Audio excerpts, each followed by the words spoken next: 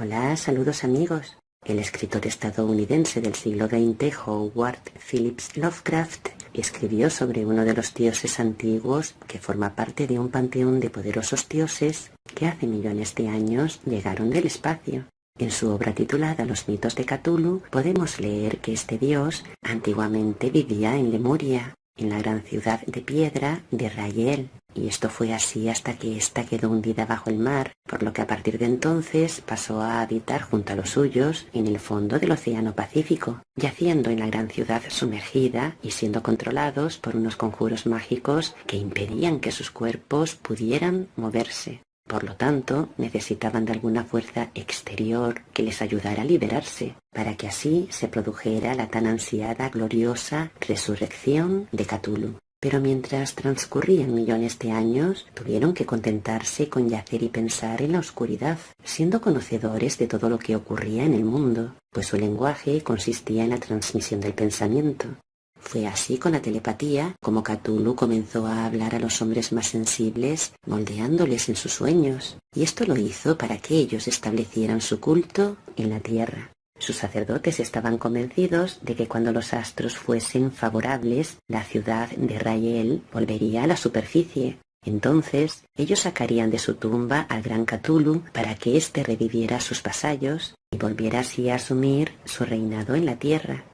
Que la ciudad emergió de las aguas es un acontecimiento que aparece reflejado en la obra La llamada de Cthulhu, en donde se narra que el primer oficial de un barco descubrió la ciudad hundida, puesto que ésta había emergido a la superficie en el Océano Pacífico. Esto sucedió porque las estrellas eran propicias y porque el tiempo para el despertar de Cthulhu y de sus engendros había llegado.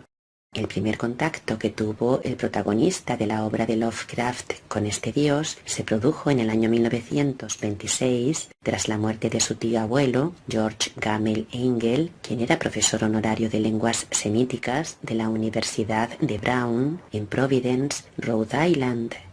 El profesor murió después de regresar de un viaje en barco y tras recibir el empujón de un marinero. Como heredero que era de él, el protagonista de la obra trasladó todos sus archivos y cajas a su casa de Boston. En una de las cajas se hallaba un bajorrelieve de arcilla, notas escritas por el profesor, así como fragmentos y recortes de viejos periódicos.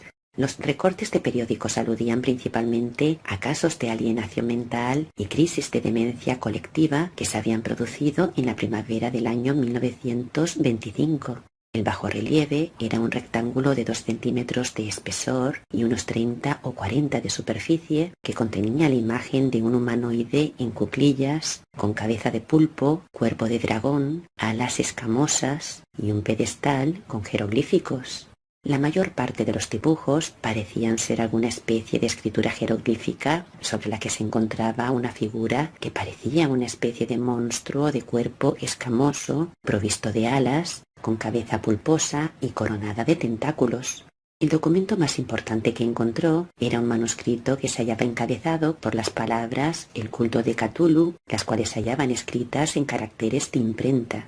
El manuscrito relataba que el día 1 de mayo de 1925 un joven escultor visitó al profesor portando el bajorrelieve para que éste le ayudara a descifrarlo. Lo había hecho la noche anterior mientras soñaba con extrañas ciudades ciclópeas de enormes bloques de piedra y gigantescos monolitos. El joven continuó teniendo sorprendentes visiones nocturnas de construcciones ciclópeas de piedra, húmedas y oscuras, y también de una voz o inteligencia subterránea que gritaba una y otra vez. De las profundidades de la tierra, de algún punto indeterminado, venía una voz que decía «Cthulhu Ftang», pero los dos sonidos que se repetían con más frecuencia eran los representados por las palabras «Cthulhu» y «Rayael».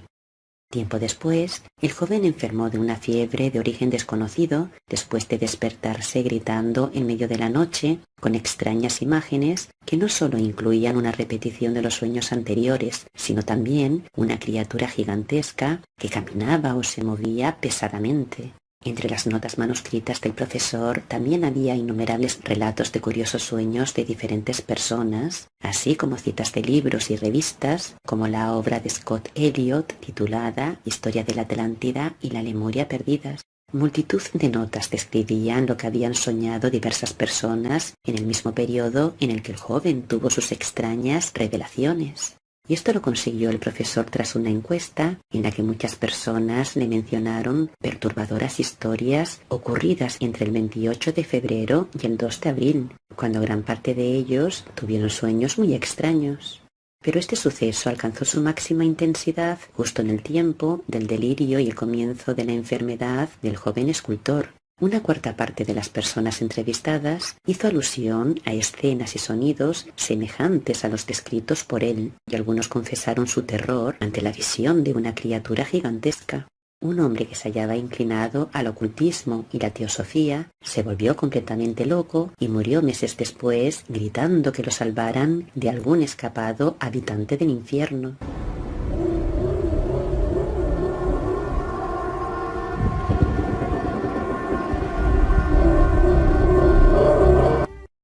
Los recortes de prensa también hacían alusión a lo mismo, describiendo multitud de casos de pánico, manías y excentricidades que se produjeron en el mismo periodo en todos los rincones del planeta.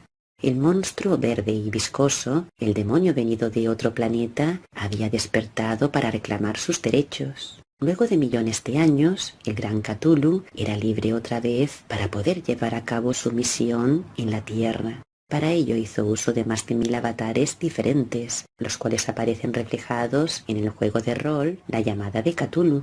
Según la saga de videojuegos, entre sus diferentes avatares se encuentra Hitler o Al Capone, un célebre criminal vinculado a la mafia italiana. Tras su liberación, su rol consistió en servir de mensajero de los dioses exteriores, ejerciendo de emisario con el propósito de garantizar el miedo y el respeto de los demás seres del universo. Por este motivo, se deleita causando miedo, locura y sufrimiento a los mortales. Tras su liberación, Cthulhu fue conocido como la Bestia y solía aparecer a través de la Esfinge de Giza en Egipto. Fue él quien creó la Hermandad del Faraón Negro, ejerciendo también como el hechicero, un brujo que aparece con la forma de león gigante, con cabeza humana y tocado egipcio. También es el Buda Negro, venerado por muchos budistas de la Hermandad del Loto Negro, o el Demonio Negro, contactado por los estudiantes de las artes oscuras.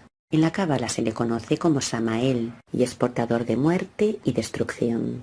Es una realidad que Cthulhu puede adoptar la apariencia física que desee, como la de un horrible gigante cuando aparece en los bosques del norte de América, o la de un hombre con cuernos de ciervo al que tan solo se puede ver bajo el efecto de ciertas drogas alucinógenas. Los celtas lo veneraban con este aspecto, y en Inglaterra tiene la apariencia de un hombre con pezuñas, siendo adorado por las brujas e invocado en sus aquelarres. En Asia es conocido como el mensajero nocturno y aparece con forma de cuerpo humanoide, de piel gris y seca, con 3 tentáculos saliéndole de la barbilla y alas de murciélago. Por este motivo, por las alas de murciélago, también es conocido como el padre de los murciélagos o el señor de Arkham. Y en todo el mundo es el ojo que todo lo ve, un ojo que es representado dentro de un triángulo. En la obra titulada Tesla Nyarlathotep se le presenta como un hombre alto, con artefactos extraños en sus manos, el cual embauca y conduce a las masas hacia su perdición. Una especie de conferenciante ambulante que realiza espectáculos públicos en los que extiende el terror y la discusión, llevando a cabo experimentos extraordinarios con aparatos científicos y eléctricos.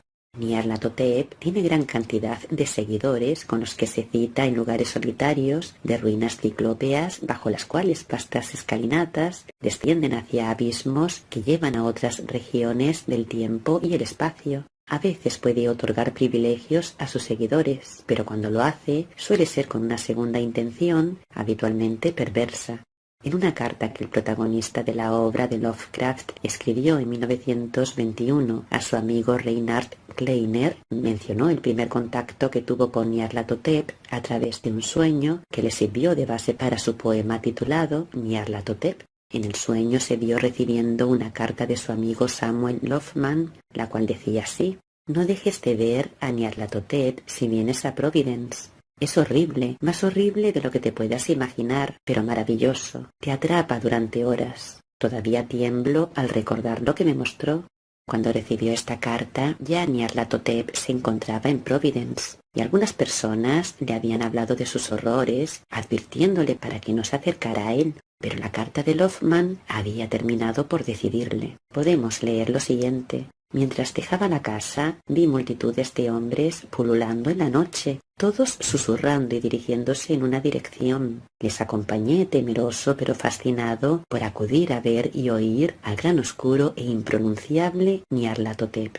En cuanto a su aspecto físico, Lovecraft lo describió como un hombre alto y oscuro, con la apariencia de un faraón egipcio, el cual vaga por la tierra, reuniendo legiones de seguidores, mediante sus milagros y sus extraños artefactos. Sus seguidores terminan perdiendo la conciencia del mundo que les rodea, algo que le sucedió al protagonista de esta obra, ya que la historia termina con el propio narrador convirtiéndose en un soldado del ejército de Nyarlathotep.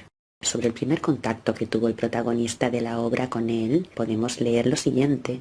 No recuerdo claramente cuándo comenzó, pero fue hace meses. La tensión general era horrible. A una temporada de agitación política y social se agregó una extraña y melancólica sensación de espantoso peligro físico. La gente andaba con rostros pálidos y preocupados, susurrando advertencias y profecías que nadie se atrevía a repetir o reconocer que había oído. Un sentimiento de culpa monstruosa se apoderó de la tierra. Hubo una alteración demoníaca en la secuencia de las estaciones, ya que el calor otoñal persistía aterradoramente. Fue entonces cuando Nyarlathotep salió de Egipto.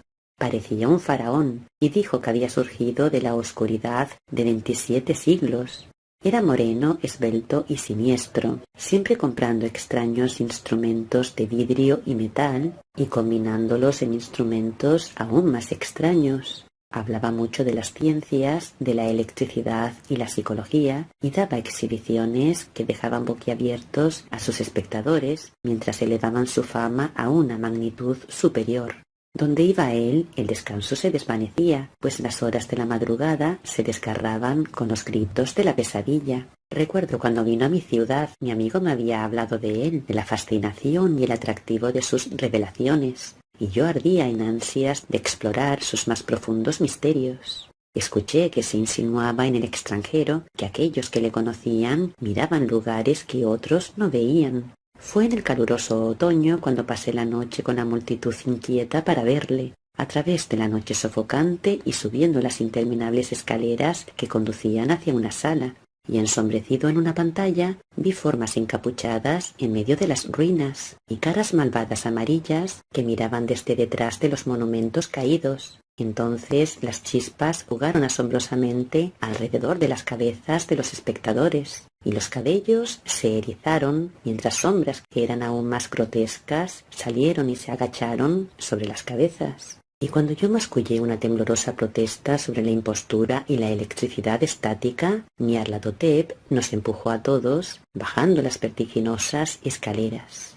Grité en voz alta que no tenía miedo, y otros gritaron conmigo por consuelo. Cuando las luces eléctricas comenzaron a desvanecerse, maldijimos a la compañía una y otra vez y nos reímos de las extrañas caras que habíamos hecho. De esta manera, amigos, es como terminó de forma patética su exhibición de aparatos eléctricos. Era así como pretendía engañar a la gente haciendo uso de aparatos eléctricos. Esto me hace concluir que Cthulhu ya no engaña a nadie y que sus estrategias están siendo desveladas. Por lo tanto, estamos hablando de un dios fracasado, de un Cthulhu o un Nyarlathotep que, aunque lo intentó durante décadas, durante siglos, es más, durante millones de años, siempre resultó vencido. Hasta pronto, amigos.